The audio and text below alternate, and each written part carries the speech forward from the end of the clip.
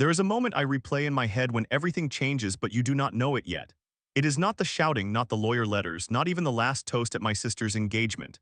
It is a quiet second, the kind that sits in the corner of a room like a spider, quiet until you touch it and it snaps. Years from now they will look back at that second and never see me coming. They will be convinced they were the ones who won. Right now I will tell you what that second looked like before it became a whole war. My family had a throne. It was not a chair, it was a pattern, a way of breathing together. My parents took a breath and then my sister inhaled it. That was the rule. My sister Nora was born with the grain of charisma already running through her like a wire. She could smile at a camera and make strangers feel like contestants in her parade. She graduated high school to trophies, college to headlines, and came home to applause every holiday. The walls of our house had been repainted for her graduation, her promotion, her wedding engagement. The scent of praise lived in the thermostat. Me, I learned to be small. My words gathered dust in the corners. When I argued, they called it being dramatic. When I succeeded at anything, they reinterpreted it as a stepping stone for Nora. When I failed, I was the cautionary tale that made their story about how hard they tried to be parents. I watched from the doorway as my life was footnoted, edited into the narrative of their favorite child.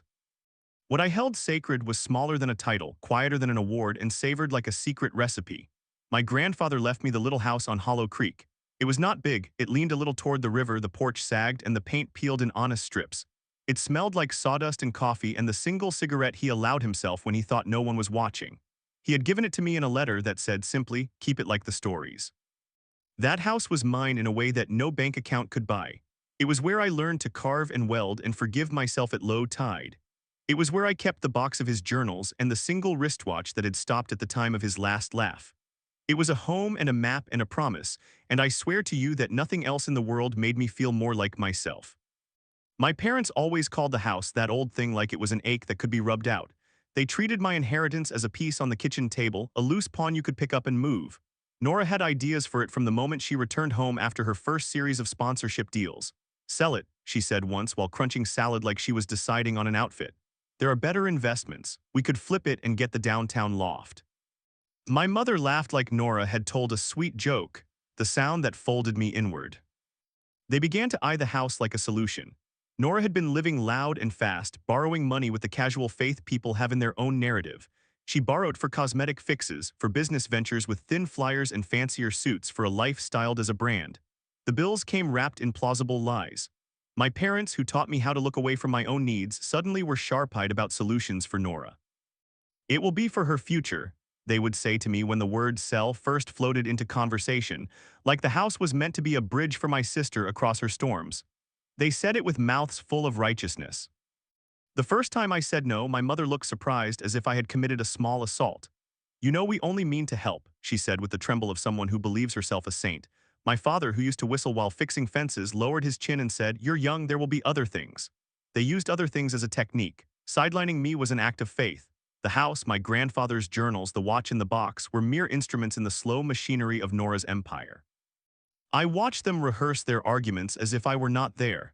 Like I was a ghost they only pretended not to see. It got worse. They began to invite developers to bring tidy glossy men in shirts with bright ties to measure the porch like surgeons measuring a patient. 200,000 easy, one told me, smiling as if I should be grateful the house had value. Nora added promises about weddings and equity and brand synergy in a voice that made it sound like a benevolent redistribution of family assets. The betrayal was clinical. It was not simply that they wanted money. It was the way they explained it, that it was an act of love, that their scales were balanced by the idea of Nora flourishing. They argued my sacred thing into a spreadsheet. I suppose the moment that burned the cleanest was when my mother opened the locked box of my grandfather's journals and read a line aloud with tears and then asked, like it was a question of ethics, wouldn't the family want to keep his name alive? A museum gift, a plaque, a proper legacy if we fund Nora's career. They turned memory into currency with the ease of people switching channels. They could not see that the watch on my wrist, the box in my closet, and the house leaning toward the river were the bones of my life. To them, it was a ledger problem, a narrative problem to be corrected with money and PR. So I started keeping notes, not of the hours they drilled me with patronizing concern, but of the exact moment they decided our family narrative had one star and the rest of us were supporting cast. I scribbled the dates developers walked the lawn, the names of their supposed benefactors, the precise line my mother used when she tried to make me reasonable. I kept them in an envelope in the trunk of my car like a small, hot coal. I did not know then what I would do with it. I only knew that the idea of someone else turning my grandfather's watch into a down payment for Nora's next headline felt like a knife. I kept the house, I kept the watch. And while Nora posted filtered sunsets and received backhanded praise from my parents, I watched the cracks form in their perfect picture. They did not notice how the world keeps its receipts. They did not notice how long someone will remember the names on the other side of a ledger. They were certain they were good people doing the right thing. They were wrong. I had been pushed to the edge of being small, and in that place you either break or you learn how to throw a voice so it rattles windows. I am not yet telling you how I did it. For now, know only this. The house is only wood and memory, but the way they treat it will tell you everything you need to know about who they really are. The day they crossed the line did not look like war at first. It looked like a family meeting with casseroles. It smelled like butter and the cheap candle my mother bought for every holiday that was not a holiday to her, and it sounded like low, practiced sympathy. I still remember walking into the living room and seeing the developer's glossy pamphlet spread on the coffee table like a prophecy, Nora's phone lighting up with messages from some photographer who called her a visionary, and my father pretending to pace while his hands trembled just a little. They had invited me for dinner and a chat, which in our house always meant I would be lectured into being smaller. I should have left when I saw the binder on the table with my name on the tab. I should have known that in families like ours, love is a ledger and forgiveness is a signature on a dotted line. They started soft. My mother poured wine and told me they loved me the way people begin a story just before the knife. Nora sat beside her as if the table were a stage and she had the best lines. My father, who once taught me to swing a hammer, spoke like someone reading from a script. "We have to think about Nora's future," he said, and the sentence landed in the room like a verdict. I told them I didn't understand what they were getting at. My mother reached into the center of the table and produced a thick stack of papers. "We talked to the lawyer," she said. "We have an arrangement to sell the Hollow Creek house. We already signed the temporary transfer. The sale can start next week." Her voice was steady, the tone of someone explaining a bank statement. Nora grinned like a child promised candy. I laughed because laughter was what I did when my chest felt like it had been hollowed out. "You what?" I said, and the laugh died on the floor between us like a broken thing. They looked at me with that look people reserve for small, inconvenient storms. "We did what was necessary," my father said. "You weren't using it, it's better for everyone." That was their vocabulary, necessary, better, everyone. They had turned my grandfather's house into a public utility, an amenity for someone else's life. When I asked where the watch was, a silence fell so heavy it had its own gravity. My mother said almost apologetically, "We found it in a drawer. We thought it was sentimental, but the buyers wanted to include the history with the purchase. It will be displayed. Displayed. As if the wristwatch that had been warm from my grandfather's skin would be a showpiece for a condo open house." Then the hammer fell. They told me they had filed for temporary conservatorship. They said they'd done it for my own good. They had gone to a doctor I had seen briefly 2 summers prior for panic attacks and paid whatever was needed to make a note that I was vulnerable in financial decisions. I listened as they explained the legalese with the precise smile of people, unbothered by the ethics of using someone's pain as leverage. My sister held my father's hand like a prop and said in a sing-song voice, "It's so much easier this way. You'll be safe, we'll be safe, and the house can finally be used to secure Nora's future. She needs the help." There it was, raw and revealed, the exchange rate of my family. My pain became paper collateral. My grandfather's journals, they had taken the box while I was out fixing a loose banister, they said, and had given the keys to the museum curator who wrote emails about preserving legacy. The watch they wrapped in tissue and handed over for appraisal, a word that tasted like erasure. They showed me the forged signature, the temporary conservator order, the polite confirmation from the developer. Way they explained it was the worst part. They spoke like philanthropists cutting a ribbon. They spoke like people who had never once had to fix a leaking roof or listen to the river at night when everything in you decides who you are. When I said quietly and stupidly that the house mattered because it was my anchor, my history, my last honest inheritance, my mother put her hand on mine and said, "We know, baby, but this is necessary. Sacrifices are part of being a family. We have to pull together. You can still visit." The way she said visit, like a museum patron, was a slap that took my breath. Nora, of course, had the worst voice of all.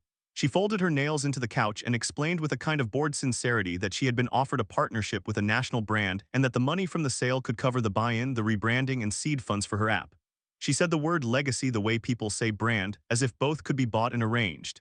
"It's not just about money," she said, as if she were offering me comfort. "It's about maximizing impact." Grandpa wanted people to remember him.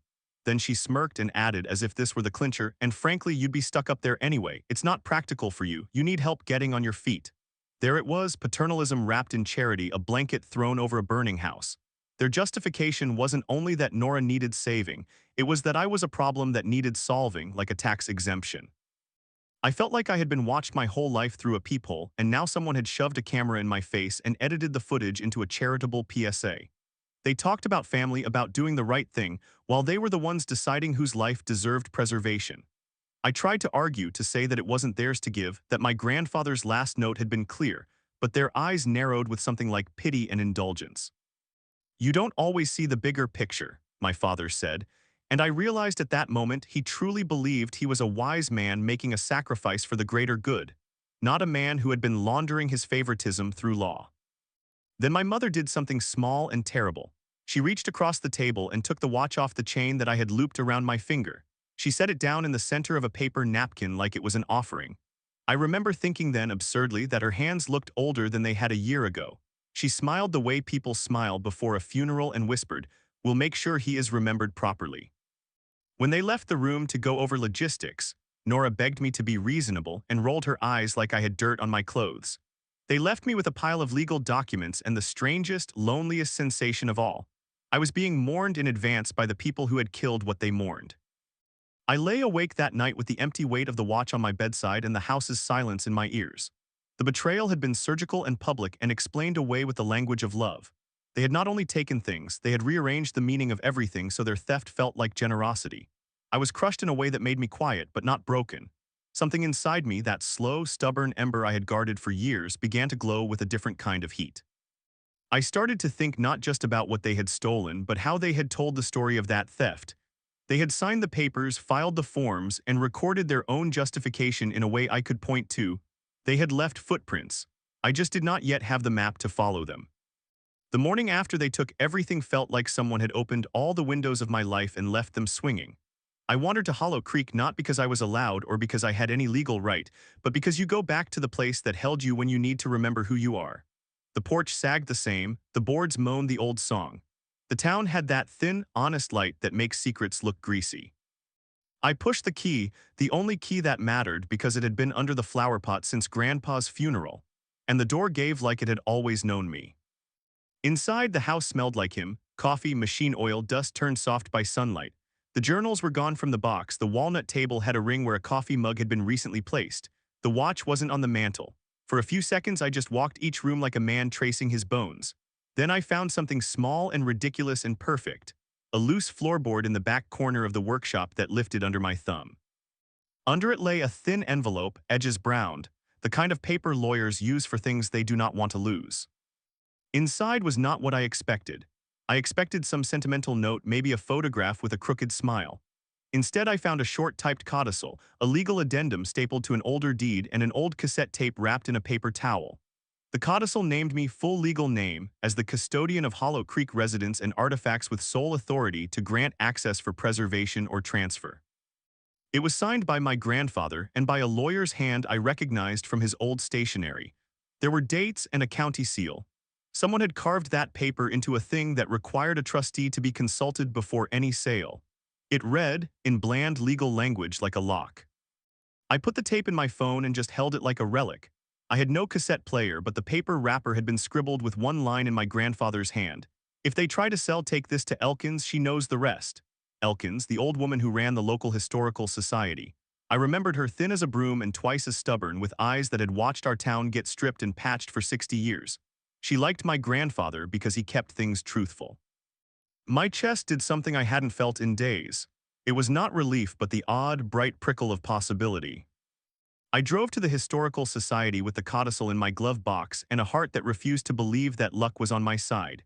Mrs. Elkins, surprisingly, was exactly as I remembered, all wool and judgment. She opened the door with a chain on it like she expected thieves. I explained between quick breaths, showed her the codicil. She did not blink at the word conservatorship or the news about the sale. She went into the back and came out with a slim folder of her own, papers stamped with the county's preservation stamps from 20 years ago. "You think you just wandered in by accident?" she said, flipping through the codicil. She told me something I could have cried for. 27 years ago, my grandfather had worked with her to place Hollow Creek under a preservation easement. He had been adamant that the house could not be sold for commercial redevelopment and that any transfer required written approval by the Historical Society and a designated custodian. That easement was recorded in the county registry. It existed like a secret law, something my family had either never noticed or wanted not to notice. The codicil, she said, reinforced the easement by naming me custodian. He didn't trust institutions, she said with a grin that tasted like salt. He trusted people. The legal paper in my glove box was not just sentiment, it was a lever. The developers who had been so sure of their clean title had not checked for easements. My parents had not thought to check because they had been thinking of fast money and faster stories for Nora. That oversight was a crack in their fortress big enough for a person to wedge a crowbar into. But that wasn't the only mistake. When I went back through the paperwork they'd left on the kitchen counter the night before, I saw the conservatorship form they had filed. The lawyer they paid had done something sloppy. Someone had used a template from a neighboring county and never completed the required medical affidavit. There was no sworn doctor attesting to incapacity. The court had rubber-stamped what they asked for in haste, but proper procedure required a live hearing and notice to beneficiaries. My name had never been served. Their legal action, once a sword, could be a paper umbrella against the rain. And then there was the developers' arrogance. In their hurry, they had posted a press release and social posts, pictures of Nora on the porch, hashtags about family legacy, and a quote from my mother about making strategic decisions. They had bragged to a bank about cleared title to get a bridge loan. All that noise had made them sloppy enough to leave a trail. They had also signed a letter of intent that assumed good title, a phrase that made any informed small-town historian twitch. If I could show the easement and challenge the conservatorship procedure, not only could I stop the sale, but I could put the developer on risk for trying to close on a property with an undisclosed preservation restriction. It was all there, an embarrassment of mistakes, my family's arrogance, the developer's hurry, their lawyer's lazy form. In the wreckage, I found not only legal papers but a pattern. They had moved like people who expected mercy and compliance. They hadn't realized they'd left fingerprints on every surface. Sitting on the porch steps with Mrs. Elkins passing me a thermos of weak tea, I felt the first kind of calm I had experienced since the meeting. The calm that contains a plan, not revenge for the sake of breaking them, but a plan that used the rules they thought they'd bent and the documents they thought they'd owned. The codicil gave me standing. The easement could freeze the sale. The conservatorship's sloppy paperwork could be overturned. The social posts were a public rope I could pull to tug the developer into conscience or exposure. I did not have a law degree or a PR firm. I had a crooked trust fund of facts, an old woman's stubbornness in my corner, and the one thing my family had mistaken for weakness, me telling stories. I could tell the right story in the right order with proofs in hand. The spark that flared was not about reclaiming property alone. It was about proving that you cannot reassign a life the way you reassign linens. It was about turning their certainty into their vulnerability. The plan began not with rage but with patience, gathering each overlooked detail and folding it into an argument sharp enough to cut through their constructed narrative. I folded the codicil into my pocket and called a lawyer, and the voice on the other end sounded like the sound a lock makes when you find the right key. I learned the first rule of surviving a family that thinks itself untouchable. You make them believe you are broken, so I put on my small costume. I showed up for dinner with a quiet voice and vacant smiles, talked about needing time to heal, thanked them for helping me. I let Nora brush my arm with that casual affection she uses for props. I let them believe they had won. While they celebrated, I was doing the thing they never taught me, working in the shadows with patience and a plan. Step 1 was legal. I found a crusty lawyer who liked puzzles more than money and who had a soft spot for people who fought for old houses. He read the codicil and the recorded easement like a treasure map. He laughed once, soft and savage, when I described the conservatorship form and its missing affidavit. They left the back door open, he said, and I felt that first clean hit of hope. He filed an emergency motion to halt any sale, citing the recorded easement and the express naming of me as custodian. He also prepared a motion to vacate the conservatorship because the medical paperwork was incomplete and improperly served. Legal moves are boring to describe, but they were the scaffolding for everything that followed. Step 2 was to turn everyone else into witnesses. I went door to door in town like some awkward candidate for mayor, but with a better reason. I told the story of Hollow Creek to old neighbors who remembered my grandfather and to the teenagers who skateboarded past the porch. I brought Mrs. Elkins into the fold officially, had her send a certified letter to the developer and the bank noting the easement and the custodial clause, and asked her to prepare a public statement on the house's cultural value. Having the Historical Society breathing down the developer's neck put pressure where it hurt. Step 3 was assault by truth. I dug through the scattered receipts and emails I had taken from their kitchen counter when they left the documents. I got a hold of my father's inbox thanks to a disgruntled assistant at the developer's office who was tired of being lied to. She sent me screenshots of group chats where my mother, my father, and Nora discussed fast liquidation and branding opportunities like they were planning a franchise, not erasing a life. I timed the release of those messages with care. I knew public scandal would make emotional vultures circle, but it would also put heat on the bank and the developer. There was the cassette tape too, the one I had found under the workshop floorboard. I finally tracked down an old cassette player at a pawn shop and listened in my truck with the window down, rain starting to think about falling. My grandfather's voice was smaller than I remembered but full of that fierce crooked humor. He had recorded a short will-like message intended not to be dramatic but to be practical.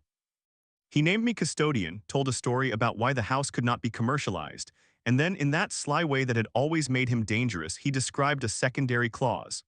If the house were ever transferred without the Historical Society being notified, he directed Elkins to publish the original ledger in full and to pursue legal remedies. It was not a magic talisman, but it was more than a paper codicil. It was a man who knew his family and put a lock in the place they thought they could pry. With those pieces, I started to stitch a public narrative. My lawyer filed the motions, but motions take time. So I called a local reporter I had once helped fix a shed and told him the truth.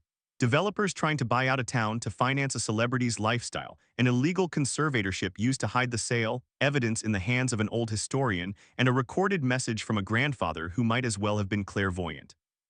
He came down within a day, camera in his van, and he smelled the headline before I did. While all this was moving, I watched my family like a man who knows the patterns of storms. They became flustered. My mother called night and day, cheap kindness fraying into desperation. My father paced in the living room with his hands in his pockets like a man with an itch he could not scratch. Nora tweeted a line about family decisions and immediately went into damage control when the first article hit. She posted a video about legacy and strategy that made her look exactly like the person I wanted everyone to see. Entitled and thinly practiced. But I also engineered their arrogance into the final piece of the trap. Developers have to be fast to make money, banks have to be confident, and Nora needed optics for a national launch she had scheduled at the house itself to honor the roots. I told her, with the soft voice of someone grateful, that if she wanted to film a segment at Hollow Creek for her launch about family, she was welcome. I even offered to prepare the porch, because I wanted her attention focused on the cameras and not on the paperwork in her inbox. She beamed, of course, rehearsing the lines I fed her like a good actress. In the weeks leading to her launch, I kept showing up at family events looking like the consolation prize. I played the man who had been rescued from his own chaos. They started to speak in plain language again, and in plain language people show their hands. My mother confessed offhand to someone at a brunch that they'd cut corners on the filing. That confession was clumsy and small, but legal teams eat confessions like that for breakfast. The trap had 3 moving parts. The legal motion would place a temporary injunction on any sale once submitted. The Historical Society would issue a public notice that no transfer could proceed without its approval. And the reporter, timed for Nora's live launch, would publish the story that laid out the group's chats and the tape, showing the clear intent to sell despite known restrictions. The bank, seeing the public risk and the preservation order, would freeze the loan. The developer's timeline would collapse in public. Every move required patience. I practiced being defeated until it felt like an old coat. I smiled while they insulted me in a kind way. I listened quietly while Nora explained her vision, making no sudden movements. I never once showed how scared I was. Fear is loud, but cunning is quiet. At night, I sat on my grandfather's porch with the codicil in my pocket and the cassette in my glove compartment, and I repeated the plan until it sounded simple. The calm in that repetition felt like a tool. The trap was not violent, it was surgical. It used their own rush, their own arrogance, and the paperwork they left half-finished. I am not proud of how perfectly I learned to look small. But there is an art to being underestimated, and I had become a quiet architect with a blueprint I had not shown anyone. The stage was set. All I had to do was pull the wires at the right time and watch them fall. I decided the only way to make them move was to give them something they could not resist and watch them take it with both hands. So I built a rumor that smelled like money and fame, because those were the 2 things that always made my family forget decency. I wrote an email from a supposed museum curator, a well-spoken woman from the Lockwood Institute who claimed an urgent private interest in the Hollow Creek collection.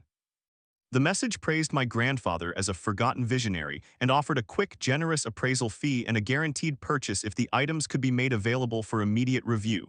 It looked real. I hired a graphic designer friend to fake the letterhead and used a burner account. Then I leaked the offer to Nora in the gentle, helpless voice of the man they thought they'd broken. I didn't just email. I staged small coincidences that would push them toward rashness. I left a printed copy of the offer in the kitchen, tucked it where my mother would find it with her morning coffee. I casually mentioned the name of the Lockwood to a neighbor who happened to run a local arts blog, and the neighbor posted a congratulatory piece about Hollow Creek's potential international recognition. I called the assistant at the developer's office using a number that routed to the journalist I trusted, and she forwarded praise about the Lockwood's interest. I watched the way the word Lockwood slid into their conversations like a sweet herb that hides poison. My bait had to feel like opportunity and also create pressure, because panic is where mistakes live. So I invented a deadline. The curator wrote that the Lockwood could only send a mobile appraiser to a private viewing within 5 days, after which the opportunity would be rescinded for logistical reasons. It was a small cruelty, but it was cruel in an effective way. My parents, who had learned to act quickly when it meant they could make Nora look good, began to move faster than usual. I faked a dilemma. I pretended not to trust my own judgment and suggested we let professionals handle the watch and journals to protect the legacy. I sounded foolish and they loved it. They smelled the landing. I practiced my voice until it hurt. Soft, compliant, touched by grief, these were the notes I played for them. Maybe it's time, I said, touching the place on my wrist where the watch had been, though I never revealed I had the original hidden elsewhere. I let my shoulders sag in a practiced manner. I let them believe they were rescuing me from my own frailty. When Nora asked to be the one to host the appraiser at Hollow Creek for the promotional shoot, I nodded and smiled. She started planning a live stream for the reveal that would align perfectly with her brand launch. I told her the porch would be perfect for a close-up. Of course, she used the word roots in 3 different languages. Everything was baited to appeal to greed and vanity. The offer was big enough to look tempting, framed as a chance to secure the legacy while giving Nora optics for her launch. The promise that a reputable museum would validate Grandpa's artifacts transformed sentiment into market value instantly. My parents began to talk about logistics like accountants. They started leaning on the developer for fast paperwork, promising immediate access to items in exchange for assurances of confidentiality. They didn't notice that the faster they moved, the deeper the mistakes they'd already made would fester. The final lure was the offer of temporary custody. I engineered the Lockwood to request an overnight transfer of the most valuable pieces for appraisal. That language was designed to mirror the sort of sloppy conservatorship thinking they had already used. If they agreed to hand over anything without the Historical Society's nod and without proper legal process, they would create a clear, public chain of intent that showed they chose profit over preservation. That public chain was the cord I needed to hang their narrative on. To make sure they would take the bait, I let slip, in a text to my father that he screenshot and shared among family group chats, that I was too fragile to host the Lockwood appraiser myself. His pride and Nora's hunger for optics did the rest. They called the lawyer in a flurry and set the date before the motion I had my lawyer file had been fully processed. The developer promised to have movers and documenters on call. My mother arranged flowers for the shoot. They rehearsed lines about honoring Grandpa and helping their son heal. They practiced smiling through self-justification. On the morning of the appraisal, the house thrummed with people who thought they were arriving early to a big score. Nora rolled up with a film team and a PR manager who wore a tie like a noose. The developer's assistant arrived with an eager smile and a packet of papers that assumed clear title. My mother walked through the door with the watch tied in tissue like it was a present. They moved with the impatient grace of people who believed they were untouchable. They did not see what I had done in the corners. The certified letter from the Historical Society waiting on the porch, the injunction notice my lawyer had filed that morning, and the reporter crouching behind the camera with a phone live streaming because timing mattered. I watched them step onto the porch, mouths open with promises and rehearsed phrases, and I felt a strange mix of sorrow and a cold, clean joy. They had taken the line, swallowed the hook, and were swimming toward the net convinced this was their victory. They had done it because they believed themselves clever, because they had rehearsed mercy as a performance and never expected to be played. The bait had been irresistible because it offered them both money and grandchildren's fame in one neat package. They claimed the act was love. They walked into it like devils in Sunday clothes. The porch was full of light and false smiles when they arrived, and I watched them move like people who had rehearsed victory into muscle memory. Nora had a headset tucked in her hair and a microphone clipped to her jacket. The PR manager introduced everyone like we were at a launch party, the developer's assistant handed out glossy packets, and my mother carried the watch wrapped in tissue like an offering to a god who could be bought. They clustered in the living room like predators, confident and loud. I made myself small and slow, letting their arrogance fill the space until it felt loud enough to hold a confession. My lawyer arrived first, stepping in with the kind of calm that makes people suddenly aware of their shoes. He handed the developer his first piece of paper and watched the color leave that man's face as if someone had turned down the light. The Historical Society's letter was next, delivered by Mrs. Elkins herself, chain on the door and righteous fire in her eyes. She read the notice out loud, voice steady, stating that Hollow Creek was subject to a recorded preservation easement requiring consultation with the society and named custodian approval for any transfer. That easement was filed with the county. The word easement dropped into the room like an anchor, and I could see the developer's plan wobble. But I had kept more than paper.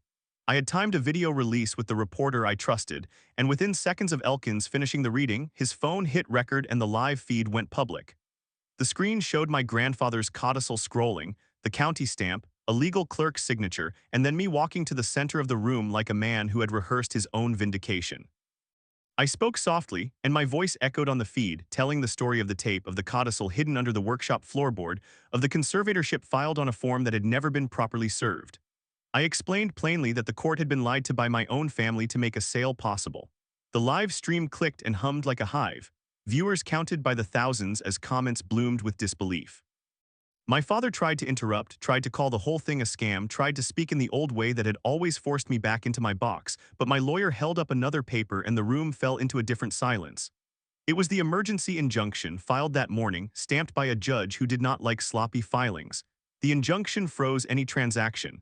The conservatorship. My lawyer read the affidavit aloud, demonstrating the missing physician's declaration and the failure to serve me as a beneficiary. Voidable for lack of proper service, he said matter-of-factly. The developer's assistant paled and clutched the packet of assumed clear title like a talisman that had been shown counterfeit. Bank phones began to ring in the hall, each call sounding like a drumbeat threatening a retreat. Then the final piece of the trap folded open like a neat, savage origami. The reporter ran the screenshots of the family group chat and the emails, the ones where my mother and father discussed fast liquidation and where Nora joked about brand synergy and press-friendly artifacts. The camera cut to a clip I had recorded weeks earlier when my father, thinking camera as a prop, muttered into his drink that we had to move before anyone sniffed around. That clip, blunt and unguarded, was the sound of intent. The live feed showed the footage and the comment stream filled with outrage and disbelief. The developer's financier, watching a feed he could not unsee, asked for the loan documents to be reviewed. The bank called a freeze. The developer's confident grin collapsed. My mother started to sob, a slow unraveling that smelled of perfume and old denials. She clutched at the tissue-wrapped watch as if it might anchor her, but the tissue slipped and the watch revealed itself, silver catching light like a secret. The reporter, 3 beats quicker, asked where the original watch had been taken. My hands were in my pockets because I had no need to sway the scene. I had kept the original safe, swapped it weeks earlier for a convincing replica so that they would never know the difference until the moment it mattered. The watch in her hands had been a prop. The real one was in a bank safety deposit box in my name, with the codicil on file as proof of my custodial rights. She clutched nothing but a lie tied to tissue. Nora's mouth opened and closed like a fish out of her depth. Her film team froze, their cameras capturing her panic instead of the triumph she had scheduled. People in the room started whispering about lawsuits and forgery and the public humiliation a brand could not easily wash away. The developer's assistant apologized in a low voice that made my eyebrows lift. The developer tried to bargain to kneel over documents and promises, but the bank had already drawn its line. The loan was on hold. The public broadcaster had enough to make a program out of the scandal, and within an hour the story was picked up by regional news. The entire house, their carefully rehearsed performance of mercy and business, collapsed into a heap of explanations and excuses that no one wanted to hear. My father grabbed my arm with a desperation I had seen in old dogs clawing at fences, and he tried for a brief second to make me small the way he always had. We were doing what was best, he pleaded, voice roughened by the idea of himself as a savior. I let him say it. I let the live feed carry his words until the echo made him sound like someone else. I held up the codicil and the signed, stamped easement like a judge's gavel. You were doing what was best for her, not for all of us, I said, and the camera took my face, not theirs. It took my grandparents' wiring of the house into law and their own private conversations into public proof, and it showed the world what they had done.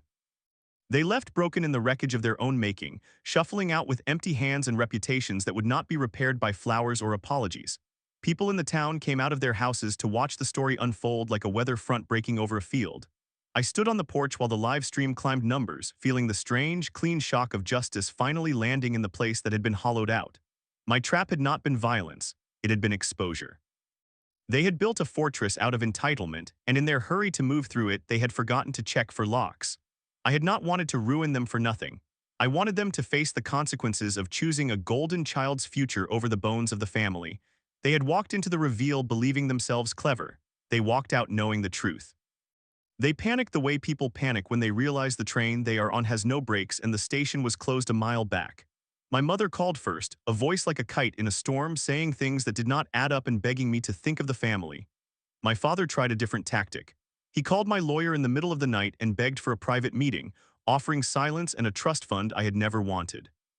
Nora sent me frantic texts filled with apologies and emojis, then threats when my silence did not comfort her. Their first moves were that old mix of venom and pleading that had worked on me for years, and I let each one fall to the floor. They were rehearsing the same old scripts and assuming I would take my cue. When the private pleas failed, they moved on to uglier things. They went to the developer and demanded he pressure the reporter, threatening breach of contract and ruining launch publicity. The developer called our mutual contacts and then called the bank insisting the freeze was a mistake, that their title was clean. My inbox filled with emails from lawyers I had never met threatening slander suits and demanding retractions. They tried to claim I had forged the codicil, that I had bribed Mrs. Elkins, that the cassette was doctored. The accusations were loud and shameless because they assumed a public noise would smother truth. I had anticipated noise. I had also anticipated a lie machine. My lawyer, who had slept badly for 3 nights but never unprepared, sent them a response with attachments that felt final. He had subpoenaed the county records hours earlier and had certified copies of the preservation easement. He had secured a digitized and forensically dated transcript of the cassette from an expert I had quietly engaged. He had the developer's assistant on call willing to swear under oath that she had seen the group chats. He also had a forensic analyst ready to testify that the conservatorship form contained template artifacts from a neighboring county and that the medical affidavit had never been signed. When their high-priced lawyer fired off threats, my lawyer countered with demands for sworn statements and scheduled emergency hearings. That slowed them. It did more. It boxed them in. They tried other weapons. My father, breaking with the family's usual veneer, went to the local judge and begged for emergency relief, claiming the injunction had been procured by fraud. They presented new evidence to the court, a suddenly discovered will, copies notarized at 2 different shops. I had prepared for that too. I had already had a handwriting expert on standby who flew in when they produced the new will. The expert found irregularities, oddities in pressure and stroke that screamed of late forgeries. The court, which does not like to be gamed, put their petition on hold and ordered an independent verification. That bought time and exposed their desperation on public records. They turned to media. Nora did an interview that was supposed to be a charm offensive, tears and half-truths, and a plea to the public to understand her vision. The piece fell flat because I had already given the reporter the full context and the screenshots of their group chats. The journalist asked her about the conservatorship and the missing affidavit in a way that showed she was not the sympathetic ingenue she wanted to be. Calls poured into the PR firm doing damage control, and members began to drop the account. The launch partner put the campaign on pause. Arias of excuses became sharp and thin when your backers see numbers and conditional contracts that vanish under scrutiny. When threats and courtroom maneuvers failed, they tried old family tricks, gaslighting and cruelty. They suggested to distant cousins that I was unstable, that I had mismanaged family funds, that I had sold artifacts before. I expected rumor and I expected it to hurt, but I had taken care to gather friends, neighbors, and witnesses who could attest to my character and the timeline. I had the assistant from the developer's office who leaked the chat ready to testify. I had Mrs. Elkins prepared to stand in court and speak like a fact. The town, small and stubborn, did not like being told to take sides without proof. They came to the courthouse steps and quietly supported me. The public presence made the family look small in a way accusations never could. Panic turned to violence in a single brutal whisper. My father stormed the developer's office and accused him of betrayal. The developer answered with a lawyer and security, and the argument was recorded by staff on their phones and later posted by someone with more courage than sense. My parents' threats to expose private things in my past landed flat because I had already put a dossier with the reporter and my lawyer and friends detailing every rumor they could use, preemptively owning the narratives they hoped would wound me. When you are prepared for thorns, you do not bleed so easily. By the third day, their options were thinning to desperate, messy cuts. The bank insisted the loan remained frozen until title issues were cleared. The developer faced mounting legal exposure for attempting to buy property under a recorded easement. Sponsors and partners withdrew from Nora's launch. My parents stared at the empty spaces their moves had created and tried to rearrange blame like furniture that would somehow make the carpet clean. They called me once more, voice tired and raw, asking if I would consider a settlement. I thought about that offer. I thought about the years of being small, and I thought about the man I had found in the corners of the hollow house. I told them I would consider justice. They had confused silence for surrender. They had learned too late that I had studied every exit and sealed it with proof. They asked for a meeting in the town hall like it was a negotiation, like they still thought we could edit the story with a few polite lines and a press release. I agreed to meet because I wanted them to understand, not to bargain. The room filled with the people who mattered. The reporter, Mrs. Elkins, the lawyer who had helped me untie their knots, the bank officer who had frozen the loan, and a handful of neighbors who had watched our lives like weather. My family sat in the front row with their faces washed in a light they no longer controlled. They looked smaller than I had ever seen them, like sculptures someone had accidentally knocked over and left to gather dust. I spoke slowly because the truth is a long, honest thing that needs time to settle. I told them how my grandfather had left a codicil that named me custodian and how he had trusted Mrs. Elkins to protect the house if anyone tried to turn it into commerce. I described the temporary conservatorship they had filed for without a proper affidavit, how they had used my panic and a dishonest doctor to put legal hands on what I loved. I told them about the developer's hurried victory lap, the bank counting future money that did not exist, and the photos Nora had posed for on my grandfather's porch as if she had been granted permission to rewrite our past. They tried to interrupt, but the lawyer with the tired smile raised his hand and handed me a folder. I opened it and read aloud the group messages they had used to plan the sale, the emails where they joked about fast liquidation and brand synergy. I played, for everyone in the room, the cassette my grandfather had recorded, his voice small but furious, naming me as custodian and instructing Elkins to act if anyone tried to move the house without proper notice. The tape was a small, private defiance recorded years before any of this. To watch my mother's face change was to watch a curtain drop. Then I laid out the rest simply, without flourish, because the simplest sentence cuts deepest. I told them how I had baited them with a fake curator and a pretend deadline, how I had swapped a replica watch so they would parade a lie into the light, how I had timed a reporter to catch them in their own rush. I explained how the preservation easement meant the title was not clear, how the conservatorship could be voided for lack of proper service, and how their rushed legal forms and bragging had become the paper trail that proved intent. Their arrogance had been a scaffold, and I had used every beam against them.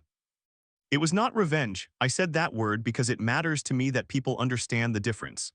Revenge is a hot thing that leaves you empty. What I wanted was accountability and repair. I asked for 3 things and I meant each one. First, a public, unedited apology from my parents and from Nora to be read on the steps of Hollow Creek and printed in the paper that had once covered Nora's ribbon cuttings.